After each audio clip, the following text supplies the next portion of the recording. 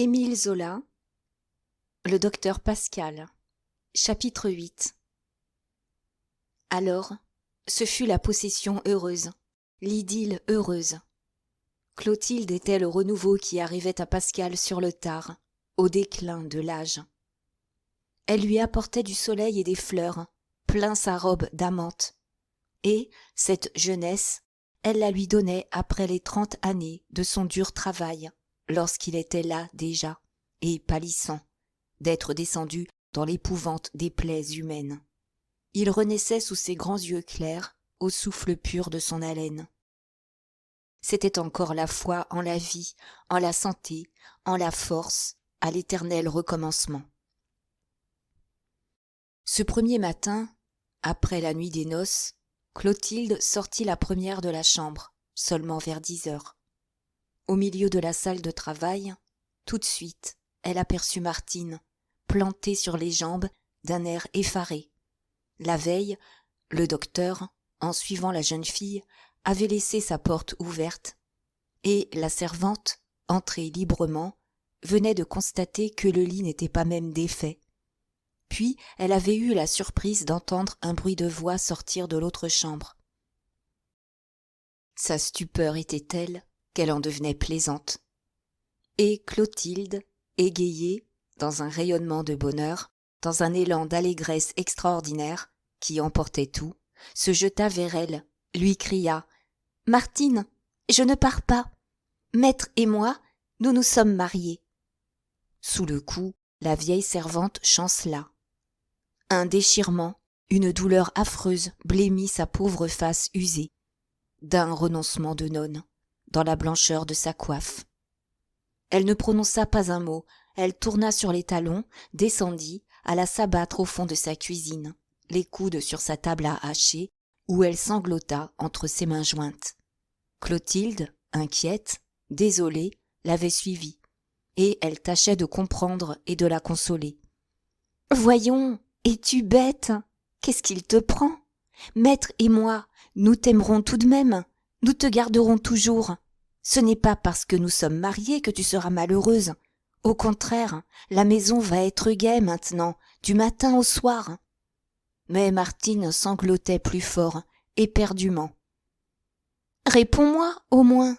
Dis-moi pourquoi tu es fâchée et pourquoi tu pleures. Ça ne te fait donc pas plaisir de savoir que maître est si heureux? Si heureux? Je vais l'appeler, maître, et c'est lui qui te forcera bien à répondre. » À cette menace, la vieille servante, tout d'un coup, se leva, se jeta dans sa chambre, dont la porte s'ouvrait sur la cuisine. Et elle repoussa cette porte, avec un geste furieux. Elle s'enferma, violemment. En vain, la jeune fille appela, tapa, s'épuisa. Pascal finit par descendre, au bruit. « Eh bien, quoi donc ?»« Mais c'est cette obstinée de Martine. Imagine-toi qu'elle s'est mise à sangloter quand elle a su notre bonheur. Et elle s'est barricadée, elle ne bouge plus. » Elle ne bougeait plus, en effet. Pascal appela, frappa à son tour. Il s'emporta, il s'attendrit. L'un après l'autre, ils recommencèrent. Rien ne répondait. Il ne venait de la petite chambre qu'un silence de mort. Et il se la figurait, cette petite chambre, d'une propreté maniaque, avec sa commode de noyer et son lit monacal, garni de rideaux blancs. Sans doute, sur ce lit, où la servante avait dormi seule toute sa vie de femme, elle s'était jetée pour mordre son traversin et étouffer ses sanglots. « Ah, tant pis, » dit enfin Clotilde, dans l'égoïsme de sa joie. « Quelle boude !» Puis, saisissant Pascal entre ses mains fraîches, levant vers lui sa tête charmante, où brûlait encore toute une ardeur à se donner, à être sa chose. « Tu ne sais pas, maître, c'est moi qui serai ta servante aujourd'hui. » Il la baisa sur les yeux, émue de gratitude. Et, tout de suite, elle commença par s'occuper du déjeuner. Elle bouleversa la cuisine. Elle s'était drapée dans un immense tablier blanc. Elle était délicieuse, les manches retroussées, montrant ses bras délicats, comme pour une besogne énorme. Justement, il y avait déjà là des côtelettes qu'elle fit très bien cuire. Elle ajouta des œufs brouillés, Elle réussit même des pommes de terre frites. Et ce fut un déjeuner exquis, 20 fois coupé par son zèle, par sa hâte à courir chercher du pain, de l'eau, une fourchette oubliée. S'il l'avait toléré, elle se serait mise à genoux pour le servir. Ah, être seule, n'être plus que deux, dans cette grande maison tendre, et se sentir loin du monde, et avoir la liberté de rire et de s'aimer en paix. Toute l'après-midi, ils s'attardèrent au ménage, balayèrent, firent le lit. Lui-même avait voulu l'aider. C'était un jeu, ils s'amusaient comme des enfants rieurs. Et, de loin en loin, cependant, il revenait frapper à la porte de Martine. Voyons, c'était fou, elle n'allait pas se laisser mourir de faim. Avait-on jamais vu une mule pareille, quand personne ne lui avait rien fait ni rien dit? Mais les coups résonnaient toujours dans le vide morne de la chambre. La nuit tomba, ils durent s'occuper encore du dîner, qu'ils mangèrent, serrés l'un contre l'autre, dans la même assiette. Avant de se coucher, ils tentèrent un dernier effort. Ils menacèrent d'enfoncer la porte, sans que leur oreille, collée contre le bois, perçût même un frisson. Et, le lendemain, au réveil, quand ils redescendirent, ils furent pris d'une sérieuse inquiétude en constatant que rien n'avait bougé, que la porte restait hermétiquement close. Il y avait 24 heures que la servante n'avait donné signe de vie. Puis, comme ils rentraient dans la cuisine, d'où ils s'étaient absentés un instant, Clotilde et Pascal furent stupéfaits en apercevant Martine assise devant sa table, en train d'éplucher de l'oseille pour le déjeuner. Elle avait repris sans bruit sa place de servante. « Mais qu'est-ce que tu as eu ?» s'écria Clotilde. « Vas-tu parler à présent ?» Elle leva sa triste face, ravagée de larmes. Un grand calme s'y était fait pourtant, et l'on n'y voyait plus que la morne vieillesse dans sa résignation. D'un air d'infini reproche, elle regarda la jeune fille. Puis, elle baissa de nouveau la tête, sans parler. « Est-ce donc que tu nous en veux ?» Et, devant son silence morne, Pascal intervint. « Vous nous en voulez, ma bonne Martine ?» Alors, la vieille servante le regarda. Lui, avec son adoration d'autrefois, comme si elle l'aimait assez pour supporter tout et rester quand même. Elle parla enfin. « Non, je n'en veux à personne. Le maître est libre. Tout va bien, s'il est content. » La vie nouvelle, dès lors, s'établit. Les 25 ans de Clotilde, restée enfantine longtemps, s'épanouissaient en une fleur d'amour, exquise et pleine. Depuis que son cœur avait battu, le garçon intelligent qu'elle était, avec sa tête ronde, aux courts cheveux bouclés, avait fait place à une femme adorable, à toute la femme, qui aime à être aimée.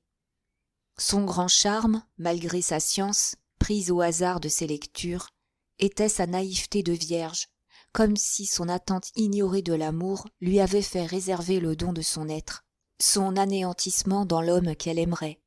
Certainement, elle s'était donnée autant par reconnaissance, par admiration, que par tendresse, heureuse de le rendre heureux, goûtant une joie à n'être qu'une petite enfant entre ses bras, une chose à lui qu'il adorait, un bien précieux qu'il baisait à genoux, dans un culte exalté.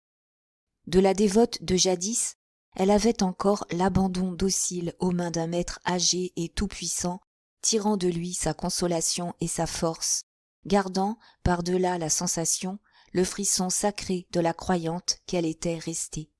Mais, surtout, cette amoureuse, si femme, si pâmée, offrait le cas délicieux d'être une bien portante, une gaie, mangeant à belles dents, apportant un peu de la vaillance de son grand-père, le soldat, emplissant la maison du vol souple de ses membres, de la fraîcheur de sa peau, de la grâce élancée de sa taille, de son col, de tout son corps jeune, divinement frais. Et Pascal, lui, était redevenu beau, dans l'amour, de sa beauté sereine d'homme resté vigoureux sous ses cheveux blancs. Il n'avait plus sa face douloureuse des mois de chagrin et de souffrance qu'il venait de passer.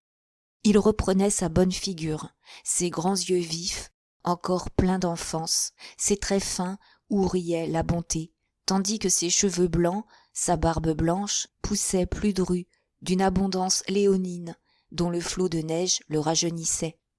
Il s'était gardé si longtemps, dans sa vie solitaire de travailleur acharné, sans vice, sans débauche, qu'il retrouvait sa virilité, mise à l'écart, renaissante, ayant la hâte de se contenter enfin. Un réveil l'emportait, une fougue de jeune homme éclatait en gestes, en cris, en un besoin continuel de se dépenser et de vivre. Tout lui redevenait nouveau et ravissant.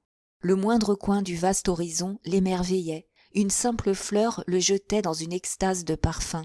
Un mot de tendresse quotidienne, affaibli par l'usage, le touchait aux larmes, comme une invention toute fraîche du cœur que des millions de bouches n'avaient point fané.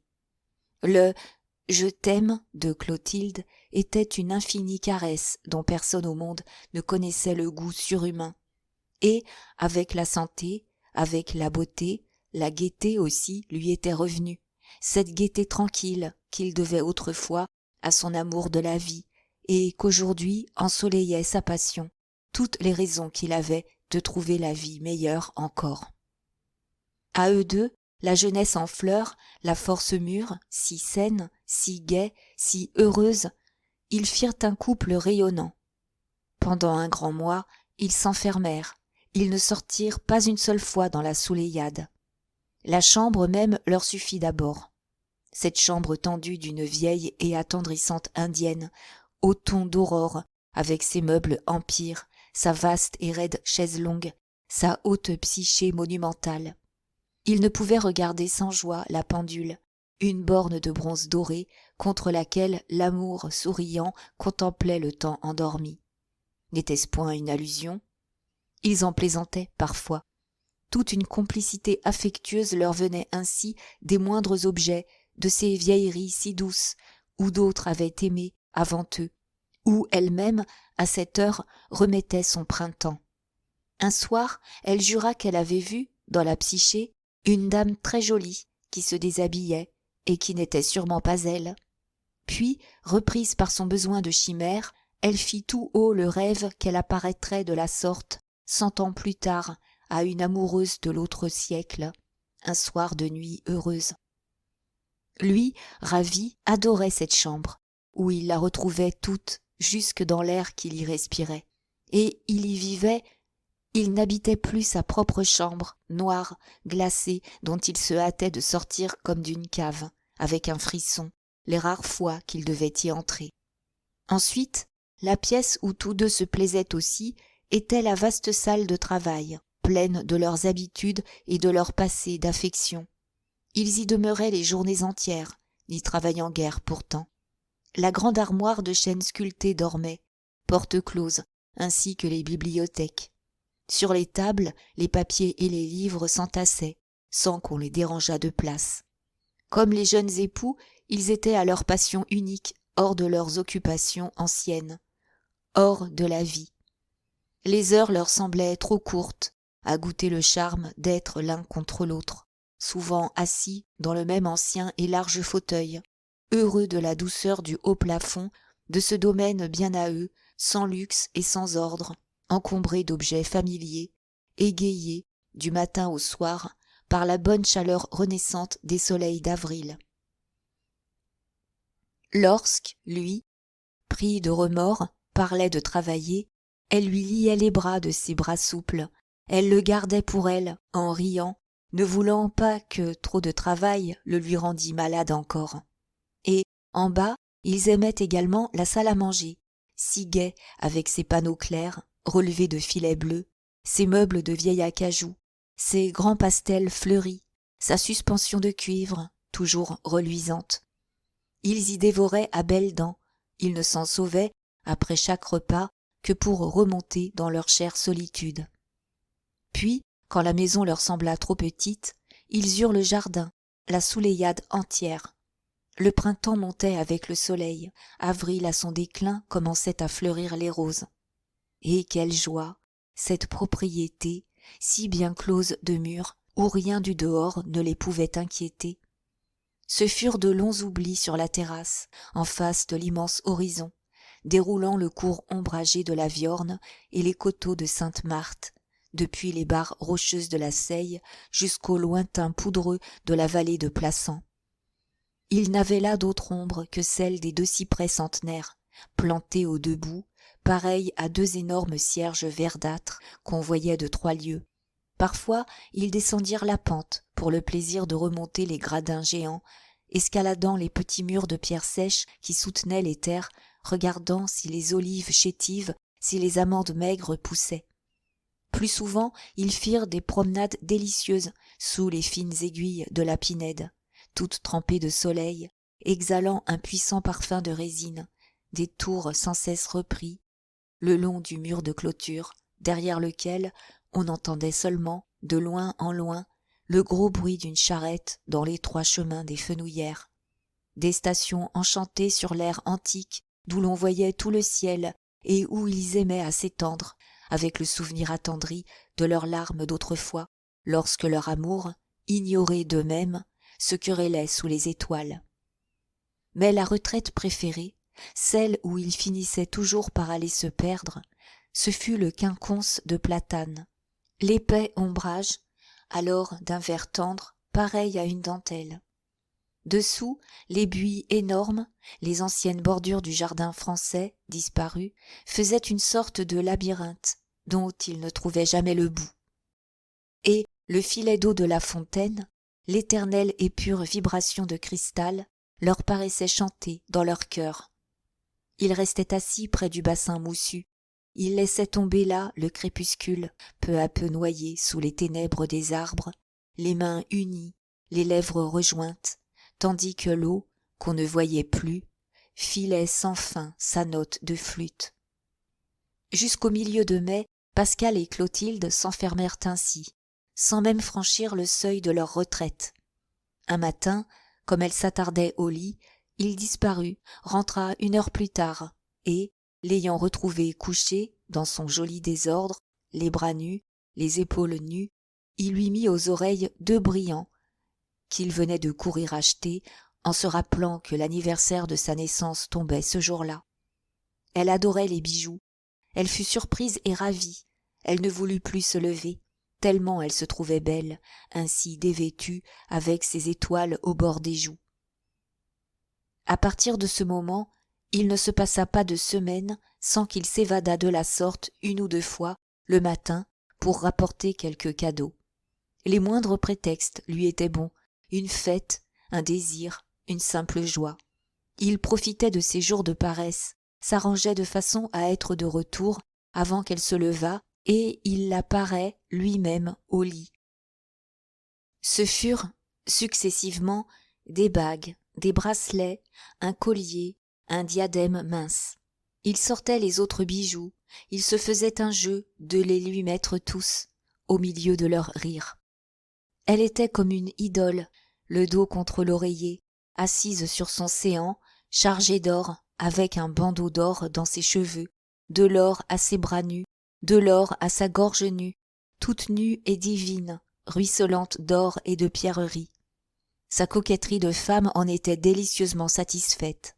Elle se laissait aimer à genoux, en sentant bien qu'il y avait seulement là une forme exaltée de l'amour. Pourtant, elle commençait à gronder un peu, à lui faire de sages remontrances, car ça devenait absurde, en somme, ces cadeaux, qu'elle devait serrer ensuite au fond d'un tiroir, sans jamais s'en servir, n'allant nulle part. Il tombait à l'oubli, après l'heure de contentement et de gratitude qu'il leur procurait dans leur nouveauté. Mais lui ne l'écoutait pas, emporté par cette véritable folie du don, incapable de résister au besoin d'acheter l'objet dès que l'idée l'avait pris de le lui donner. C'était une largesse de cœur, un impérieux désir de lui prouver qu'il pensait toujours à elle, un orgueil à la voir la plus magnifique, la plus heureuse, la plus enviée, un sentiment du don plus profond encore, qui le poussait à se dépouiller, à ne rien garder de son argent, de sa chair, de sa vie. Et puis, quel délice quand il croyait lui avoir fait un vrai plaisir, qu'il la voyait se jeter à son cou toute rouge, avec de gros baisers pour remerciement. Après les bijoux, ce furent des robes, des chiffons, des objets de toilette. La chambre s'encombrait, les tiroirs allaient déborder. Un matin, elle se fâcha. Il avait apporté une nouvelle bague. « Mais puisque je n'en mets jamais, et regarde, si je les mettais, j'en aurais jusqu'au bout des doigts. Je t'en prie, sois raisonnable. » Il restait confus. « Alors, je ne t'ai pas fait plaisir ?» Elle dut le prendre entre ses bras, lui jurer qu'elle était bien heureuse, avec des larmes dans les yeux. Il se montrait si bon, il se dépensait si absolument pour elle. Et, comme, ce matin-là, il osait parler d'arranger la chambre, de tendre les murs d'étoffe, de faire poser un tapis, elle le supplia de nouveau. « Oh non, de grâce, ne touche pas à ma vieille chambre, toute pleine de souvenirs, où j'ai grandi, où nous nous sommes aimés. Il me semblerait que nous ne serions plus chez nous. » Dans la maison, le silence obstiné de Martine condamnait ses dépenses exagérées et inutiles. Elle avait pris une attitude moins familière, comme si, depuis la situation nouvelle, elle était retombée, de son rôle de gouvernante amie, à son ancien rang de servante. Vis-à-vis de Clotilde surtout, elle changeait, la traitait en jeune dame, en maîtresse moins aimée et plus obéie. Quand elle entrait dans la chambre à coucher, quand elle les servait au lit, tous les deux, son visage gardait son air de soumission résignée, toujours en adoration devant son maître, indifférente au reste. À 2 ou 3 reprises, pourtant, le matin, elle parut le visage ravagé, les yeux perdus de larmes, sans vouloir répondre directement aux questions, disant que ce n'était rien, qu'elle avait pris un coup d'air. Et jamais elle ne faisait une réflexion sur les cadeaux dont les tiroirs s'emplissaient, elle ne semblait même pas les voir, les essuyait, les rangeait, sans un mot d'admiration ni de blâme. Seulement, toute sa personne se révoltait contre cette folie du don, qui ne pouvait sûrement lui entrer dans la cervelle. Elle protestait à sa manière en outrant son économie, réduisant les dépenses du ménage, le conduisant d'une si stricte façon qu'elle trouvait le moyen de rogner sur les petits frais infimes. Ainsi, elle supprima 1/3 du lait. Elle ne mit plus d'entremets sucrés que le dimanche. Pascal et Clotilde, sans oser se plaindre, riaient entre eux de cette grosse avarice, recommençaient les plaisanteries qui les amusaient depuis 10 ans, en se racontant que, lorsqu'elle beurrait des légumes, elle les faisait sauter dans la passoire pour ravoir le beurre par-dessous. Mais ce trimestre-là, elle voulut rendre des comptes. D'habitude, elle allait toucher elle-même, tous les 3 mois, chez le notaire, maître Grand-Guillot, les 1500 francs de rente, dont elle disposait ensuite à sa guise, marquant les dépenses sur un livre que le docteur avait cessé de vérifier depuis des années. Elle l'apporta, elle exigea qu'il y jetât un coup d'œil. Il s'en défendait, trouvait tout très bien. « C'est que, monsieur, dit-elle, j'ai pu mettre, cette fois, de l'argent de côté. Oui, 300 francs. Les voici. » Il la regardait, stupéfié. Elle joignait tout juste les 2 bouts d'ordinaire. Par quel miracle de lésinerie avait-elle pu réserver une pareille somme? Il finit par rire. « Ah, ma pauvre Martine, c'est donc ça que nous avons mangé tant de pommes de terre. Vous êtes une perle d'économie, mais vraiment, gâtez-nous un peu plus. » Ce discret reproche la blessa si profondément qu'elle se laissa aller enfin à une allusion.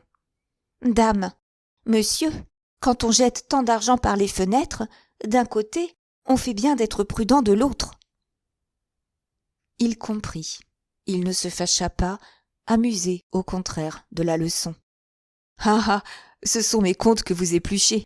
Mais vous savez, Martine, que, moi aussi, j'ai des économies qui dorment. » Il parlait de l'argent que ses malades lui donnaient encore parfois et qu'il jetait dans un tiroir de son secrétaire.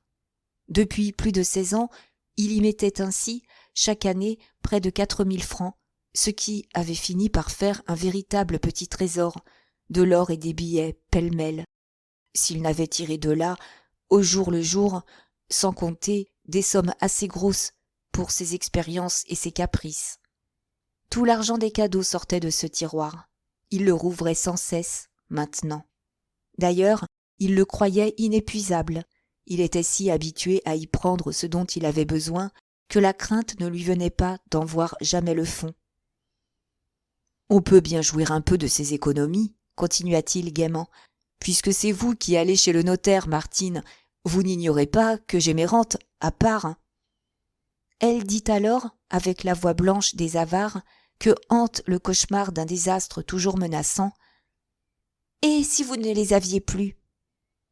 Ébahi, Pascal la contempla, se contenta de répondre par un grand geste vague, car la possibilité d'un malheur n'entrait même pas dans son esprit. Il pensa que l'avarice lui tournait la tête, et il s'en amusa, le soir, avec Clotilde. Dans Plassans, les cadeaux furent aussi la cause de commérages sans fin. Ce qui se passait à la Souleymade, cette flambée d'amour si particulière et si ardente, s'était ébruité, avait franchi les murs, on ne savait trop comment, par cette force d'expansion qui alimente la curiosité des petites villes, toujours en éveil. La servante, certainement, ne parlait pas, mais son air suffisait peut-être. Des paroles volaient quand même. On avait sans doute guetté les deux amoureux par-dessus les murs. Et l'achat des cadeaux était survenu alors, prouvant tout, aggravant tout. Quand le docteur, de bon matin, battait les rues, entrait chez les bijoutiers, les lingères, les modistes, des yeux se braquaient aux fenêtres. Ses moindres emplettes étaient épiées. La ville entière savait, le soir, qu'il avait donné encore une capeline de foulard, des chemises garnies de dentelle, un bracelet orné de saphir. Et cela tournait au scandale.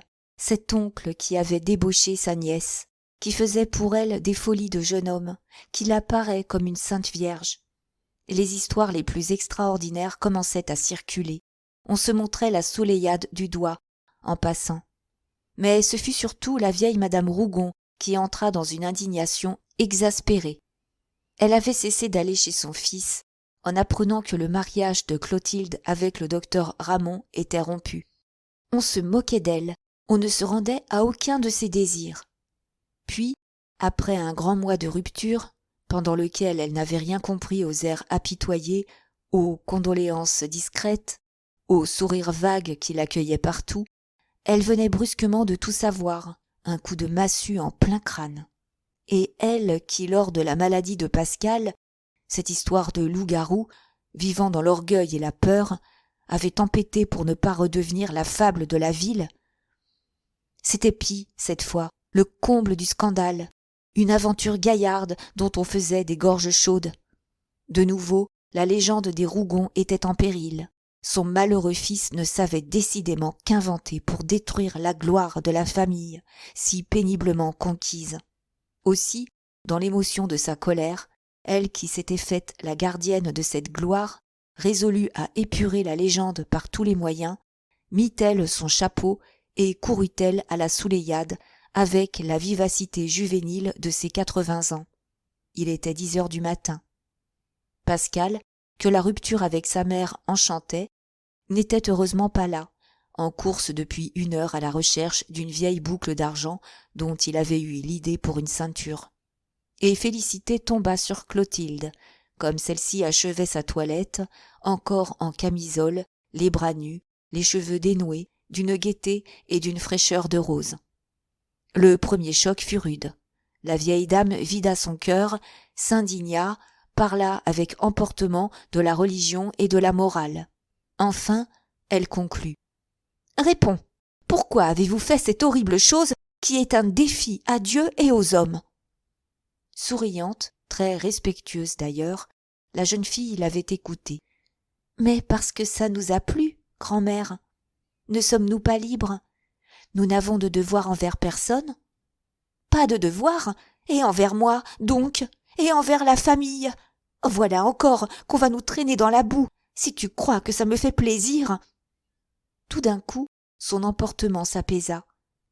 Elle la regardait, la trouvait adorable. Au fond, ce qui s'était passé ne la surprenait pas autrement. Elle s'en moquait.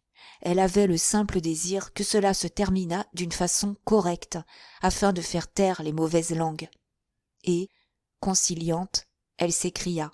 « Alors, mariez-vous. Pourquoi ne vous mariez-vous pas ?» Clotilde demeura un instant surprise. Ni elle, ni le docteur n'avaient eu cette idée du mariage.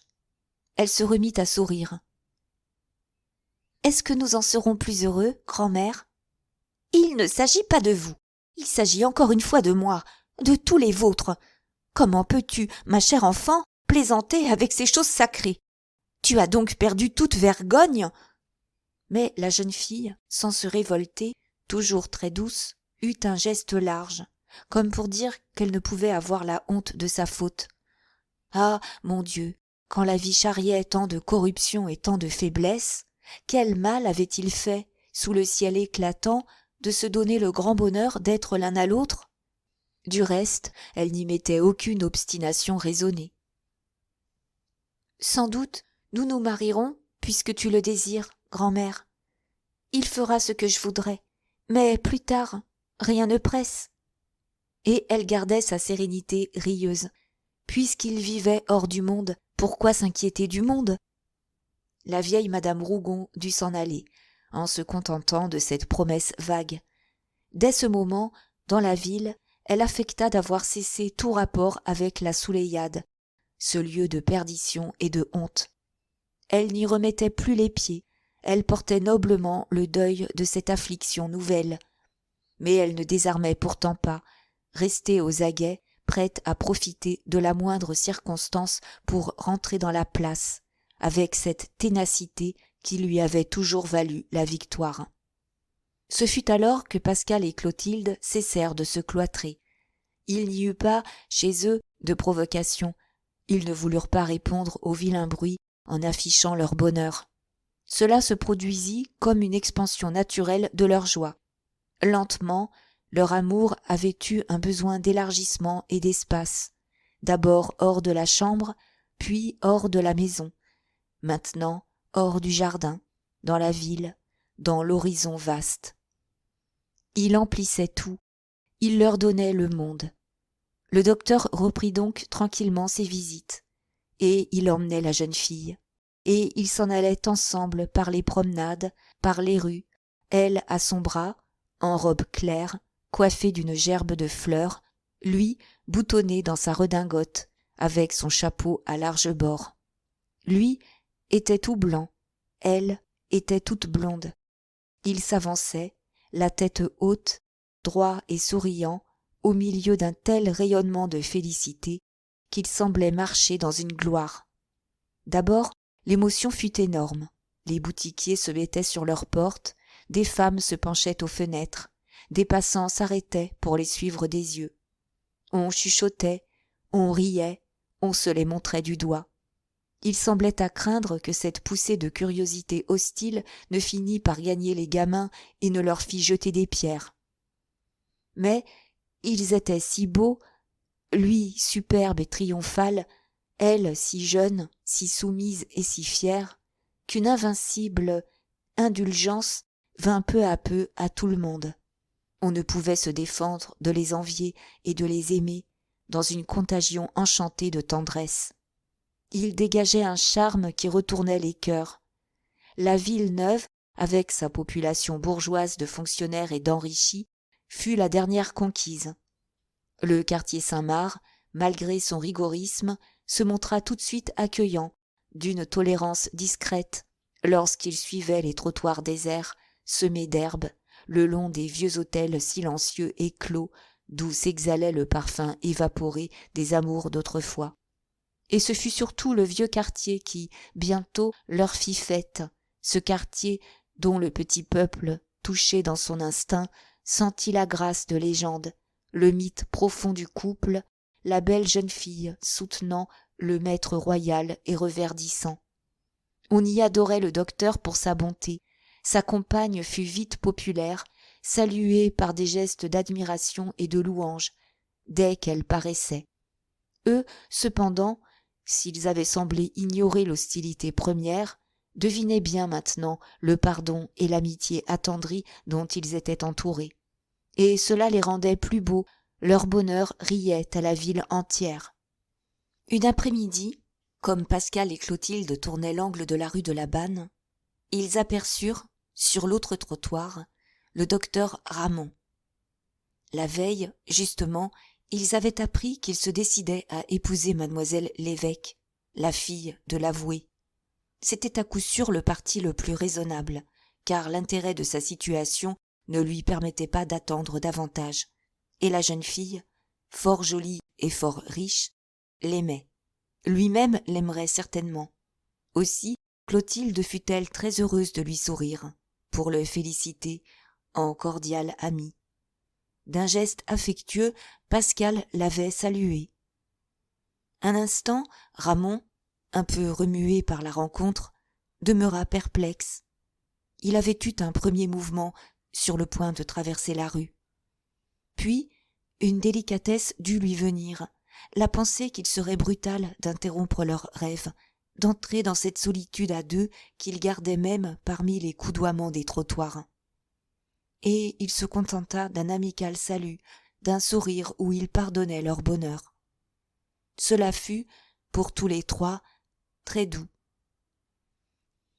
Vers ce temps, Clotilde s'amusa plusieurs jours à un grand pastel où elle évoquait la scène tendre du vieux roi David et d'Abisaïg, la jeune Sunamite. Et c'était une évocation de rêve, une de ces compositions envolées où l'autre elle-même, la chimérique, mettait son goût du mystère. Sur un fond de fleurs jetées, des fleurs en pluie d'étoiles, d'un luxe barbare, le vieux roi se présentait de face, la main posée sur l'épaule nue d'Abisaïg. Et l'enfant, très blanche, était nue jusqu'à la ceinture. Lui, vêtu somptueusement d'une robe toute droite, lourde de pierreries, portait le bandeau royal sur ses cheveux de neige. Mais elle était plus somptueuse encore, rien qu'avec la soie liliale de sa peau, sa taille mince et allongée, sa gorge ronde et menue, ses bras souples, d'une grâce divine. Il régnait, il s'appuyait en maître puissant et aimé, sur cette sujette élue entre toutes, si orgueilleuse d'avoir été choisie, si ravie de donner à son roi le sang réparateur de sa jeunesse. Toute sa nudité limpide et triomphante exprimait la sérénité de sa soumission, le don tranquille, absolu, qu'elle faisait de sa personne, devant le peuple assemblé à la pleine lumière du jour. Et il était très grand, et elle était très pure, et il sortait d'eux comme un rayonnement d'astres. Jusqu'au dernier moment, Clotilde avait laissé les faces des deux personnages imprécises, dans une sorte de nuée. Pascal la plaisantait, ému derrière elle, devinant bien ce qu'elle entendait faire. Et il en fut ainsi. Elle termina les visages en quelques coups de crayon. Le vieux roi David, c'était lui, et c'était elle, Abisaïg, la Sunamite. Mais ils restaient enveloppés d'une clarté de songe. C'étaient eux, divinisés, avec des chevelures, une toute blanche, une toute blonde, qui les couvrait d'un impérial manteau avec des traits allongés par l'extase, haussés à la béatitude des anges, avec un regard et un sourire d'immortel amour. « Ah, chérie, cria-t-il, tu nous fais trop beau, te voilà encore parti pour le rêve. Oui, tu te souviens, comme au jour où je te reprochais de mettre là toutes les fleurs chimériques du mystère. » Et, de la main, il montrait les murs, le long desquels s'épanouissait le parterre fantasque des anciens pastels, cette flore incréée, poussée en plein paradis. Mais elle protestait gaiement. « Trop beau ? Nous ne pouvons pas être trop beaux. Je t'assure, c'est ainsi que je nous sens, que je nous vois, et c'est ainsi que nous sommes. Tiens, regarde, si ce n'est pas la réalité pure. » Elle avait pris la vieille Bible du XVe siècle, qui était près d'elle, et elle montrait la naïve gravure sur bois. « Tu vois bien ? C'est tout pareil. » Lui, doucement, se mit à rire devant cette tranquille et extraordinaire affirmation. « Oh, tu ris, tu t'arrêtes à des détails de dessin. C'est l'esprit qu'il faut pénétrer, et regarde les autres gravures, comme c'est bien ça encore. Je ferai Abraham et Agar, je ferai Ruth et Booz, je les ferai tous, les prophètes, les pasteurs et les rois, à qui les humbles filles, les parentes et les servantes ont donné leur jeunesse. Tous sont beaux et heureux, tu le vois bien. » Alors, ils cessèrent de rire, penchés au-dessus de la Bible antique, dont elle tournait les pages, de ses doigts minces. Et lui, derrière, avait sa barbe blanche mêlée aux cheveux blonds de l'enfant. Il la sentait toute, il la respirait toute.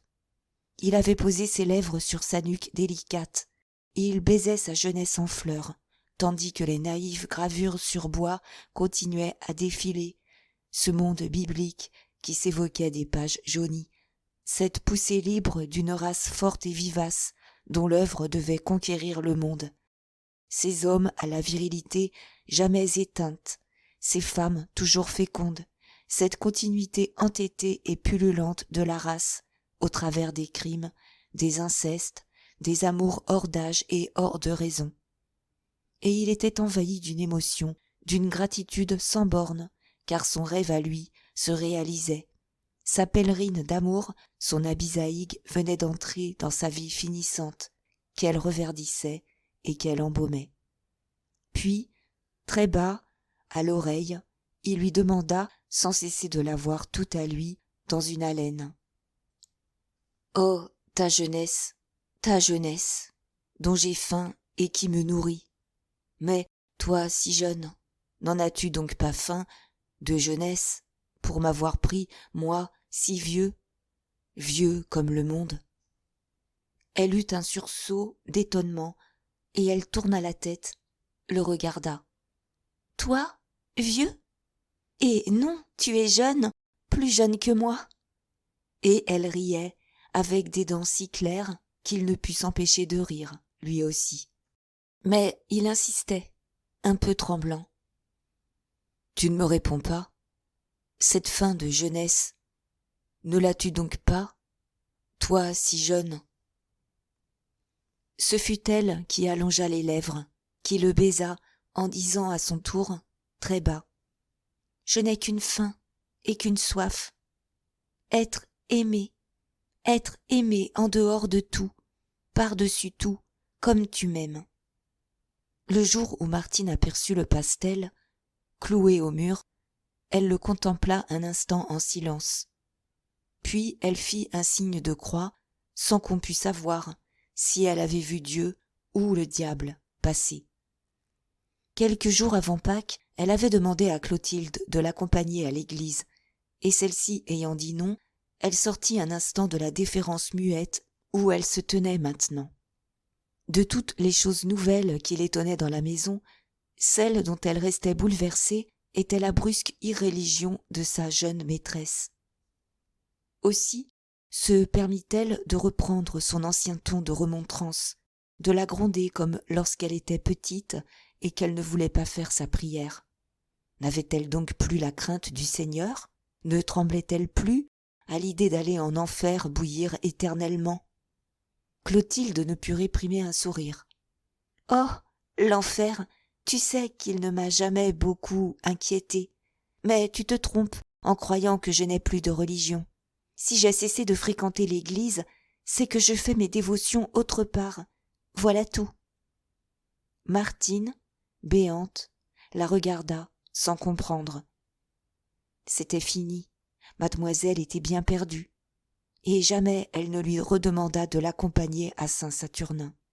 Seulement sa dévotion à elle augmenta encore, finit par tourner à la manie.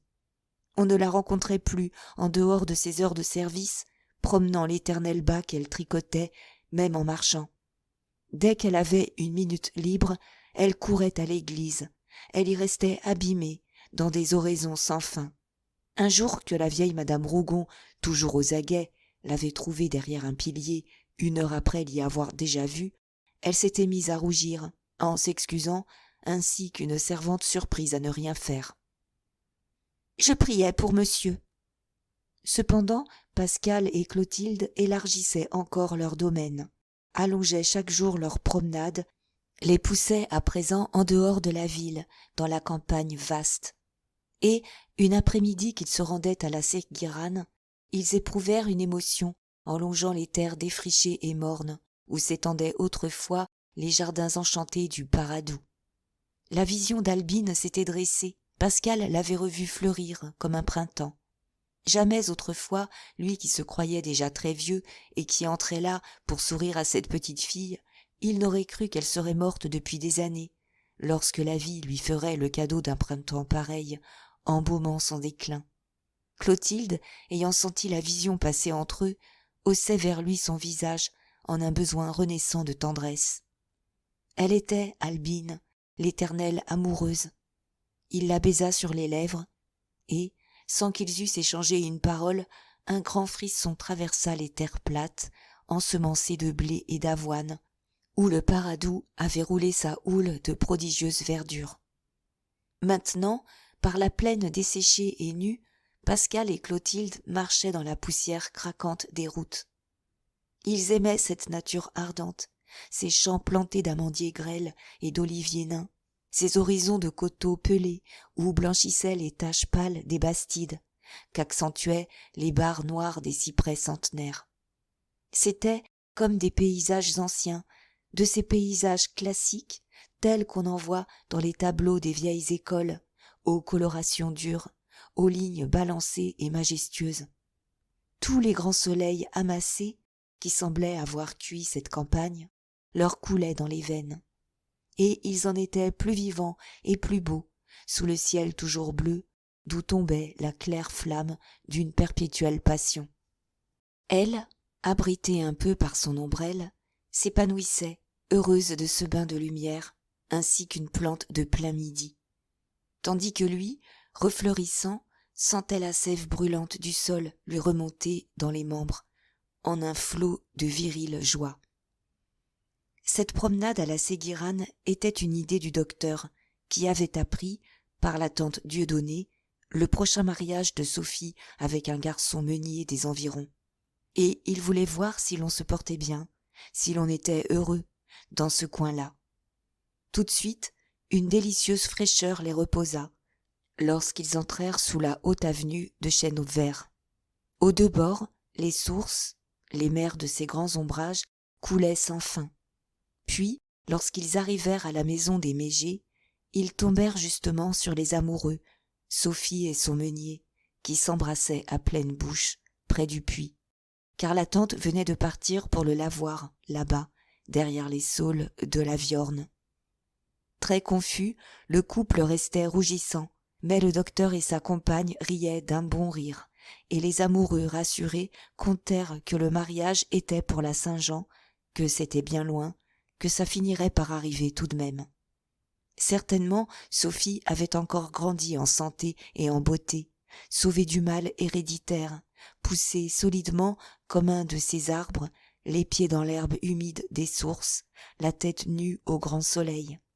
Ah, ce ciel ardent et immense! Quelle vie il soufflait aux êtres et aux choses!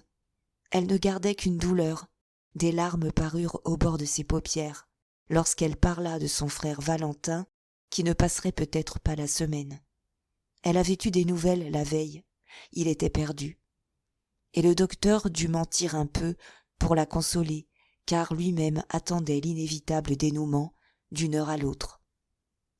Quand ils quittèrent la Séguirane, Clotilde et lui, ils revinrent à Plassans d'un pas qui se ralentissait, attendris par ce bonheur des amours bien portantes, et que traversait le petit frisson de la mort. Dans le vieux quartier, une femme que Pascal soignait lui annonça que Valentin venait de mourir. Deux voisines avaient dû emmener Guiraude, qui se cramponnait au corps de son fils, hurlante, à demi folle. Il entra en laissant Clotilde à la porte. Enfin, ils reprirent le chemin de la Souleillade, silencieux. Depuis qu'il avait recommencé ses visites, il ne paraissait les faire que par devoir professionnel, n'exaltant plus les miracles de sa médication. Cette mort de Valentin, d'ailleurs, il s'étonnait qu'elle eût tant tardé. Il avait la conviction d'avoir prolongé d'1 an la vie du malade. Malgré les résultats extraordinaires qu'il obtenait, il savait bien que la mort resterait l'inévitable, la souveraine. Pourtant, l'échec où il l'avait tenu pendant des mois aurait dû le flatter, panser le regret, toujours saignant en lui d'avoir tué involontairement la Fouasse quelques mois plus tôt, et il semblait n'en rien être. Un pli grave creusait son front lorsqu'ils rentrèrent dans leur solitude. Mais, là, une nouvelle émotion l'attendait. Il reconnut dehors, sous les platanes, où Martine l'avait fait asseoir, Sarter, l'ouvrier chapelier, le pensionnaire des Tulettes, qu'il était allé piquer si longtemps. Et l'expérience passionnante paraissait avoir réussi. Les piqûres de substances nerveuses donnaient de la volonté, puisque le fou était là, sorti le matin même de l'asile, jurant qu'il n'avait plus de crise, qu'il était tout à fait guéri de cette brusque rage homicide qui l'aurait fait se jeter sur un passant pour l'étrangler. Le docteur le regardait, petit, très brun, le front fuyant, la face en bec d'oiseau, avec une joue sensiblement plus grosse que l'autre, d'une raison et d'une douceur parfaite, débordant d'une gratitude qui lui faisait baiser les mains de son sauveur. Il finissait par être ému, il le renvoya affectueusement en lui conseillant de reprendre sa vie de travail, ce qui était la meilleure hygiène physique et morale. Ensuite, il se calma, il se mit à table, en parlant gaiement d'autre chose. Clotilde le regardait, étonnée, un peu révoltée même. « Quoi donc, maître, tu n'es pas plus content de toi ?» Il plaisanta. « Oh, de moi, je ne le suis jamais. Et de la médecine, tu sais, c'est selon les jours. » Ce fut cette nuit-là, au lit, qu'ils eurent leur première querelle. Ils avaient soufflé la bougie. Ils étaient dans la profonde obscurité de la chambre, aux bras l'un de l'autre. Elle, si mince, si fine, serrée contre lui, qui la tenait toute d'une étreinte, la tête sur son cœur. Et elle se fâchait de ce qu'il n'avait plus d'orgueil. Elle reprenait ses griefs de la journée, en lui reprochant de ne pas triompher avec la guérison de Sarter, et même avec l'agonie si prolongée de Valentin. C'était elle, maintenant, qui avait la passion de sa gloire. Elle rappelait ses cures. Ne s'était-il pas guéri lui-même? Pouvait-il nier l'efficacité de sa méthode? Tout un frisson la prenait à évoquer le vaste rêve qu'il faisait autrefois, combattre la débilité, la cause unique du mal, guérir l'humanité souffrante, la rendre saine et supérieure, hâter le bonheur, la cité future de perfection et de félicité, en intervenant, en donnant de la santé à tous. Et il tenait la liqueur de vie, la panacée universelle qui ouvrait cet espoir immense. Pascal se taisait, les lèvres posées sur l'épaule nue de Clotilde. Puis il murmura. « C'est vrai, je me suis guéri, j'en ai guéri d'autres, et je crois toujours que mes piqûres sont efficaces, dans beaucoup de cas. Je ne nie pas la médecine, le remords d'un accident douloureux, comme celui de la Fouasse, ne me rend pas injuste. D'ailleurs, le travail a été ma passion, c'est le travail qui m'a dévoré jusqu'ici. C'est en voulant me prouver la possibilité de refaire l'humanité vieillie, vigoureuse enfin et intelligente, que j'ai failli mourir dernièrement. Oui, un rêve, un beau rêve. » De ses deux bras souples, elle l'étreignit à son tour, mêlée à lui, entrée dans son corps. « Non, non, une réalité, la réalité de ton génie, maître. » Alors, comme ils étaient ainsi confondus, il baissa encore la voix. Ses paroles ne furent plus qu'un aveu, à peine un léger souffle. « Écoute, je vais te dire ce que je ne dirai à personne au monde, ce que je ne me dis pas tout haut à moi-même. Corriger la nature, intervenir, la modifier et la contrarier dans son but, est-ce une besogne louable? Guérir, retarder la mort de l'être pour son agrément personnel, le prolonger pour le dommage de l'espèce sans doute, n'est-ce pas défaire ce que veut faire la nature? Et rêver une humanité plus saine, plus forte, modelée sur notre idée de la santé et de la force, en avons-nous le droit? Qu'allons-nous faire là? De quoi allons-nous nous mêler dans ce labeur de la vie, dont les moyens et le but nous sont inconnus? Peut-être tout est-il bien, peut-être Risquons-nous de tuer l'amour, le génie, la vie elle-même? Tu entends? Je le confesse à toi seul. Le doute m'a pris. Je tremble à la pensée de mon alchimie du XXe siècle. Je finis par croire qu'il est plus grand et plus sain de laisser l'évolution s'accomplir. Il s'interrompit. Il ajouta si doucement qu'elle l'entendait à peine. Tu sais que, maintenant, je les pique avec de l'eau. Toi-même en as fait la remarque. Tu ne m'entends plus piler. Et je te disais que j'avais de la liqueur en réserve. L'eau les soulage. Il y a là sans doute un simple effet mécanique. Ah, soulager, empêcher la souffrance. Cela, certes, je le veux encore. C'est peut-être ma dernière faiblesse, mais je ne puis voir souffrir. La souffrance me jette hors de moi, comme une cruauté monstrueuse et inutile de la nature. Je ne soigne plus que pour empêcher la souffrance. Maître, alors, demanda-t-elle, si tu ne veux plus guérir, il ne faudra plus tout dire, car la nécessité affreuse de montrer les plaies n'avait d'autre excuse que l'espoir de les fermer. Si, il faut savoir quand même, et ne rien cacher, et tout confesser des choses et des êtres. Aucun bonheur n'est possible dans l'ignorance. La certitude seule fait la vie calme. Quand on saura davantage, on acceptera certainement tout.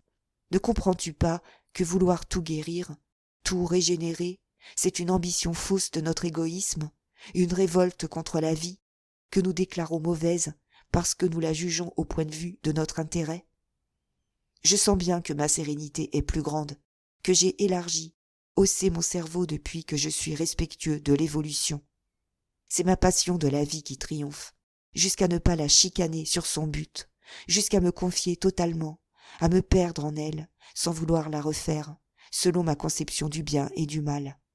Elle seule est souveraine, elle seule sait ce qu'elle fait et où elle va. Je ne puis que m'efforcer de la connaître, pour la vivre comme elle demande à être vécue. Et, vois-tu, je la comprends seulement depuis que tu es à moi.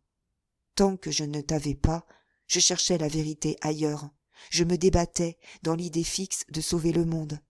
Tu es venu, et la vie est pleine.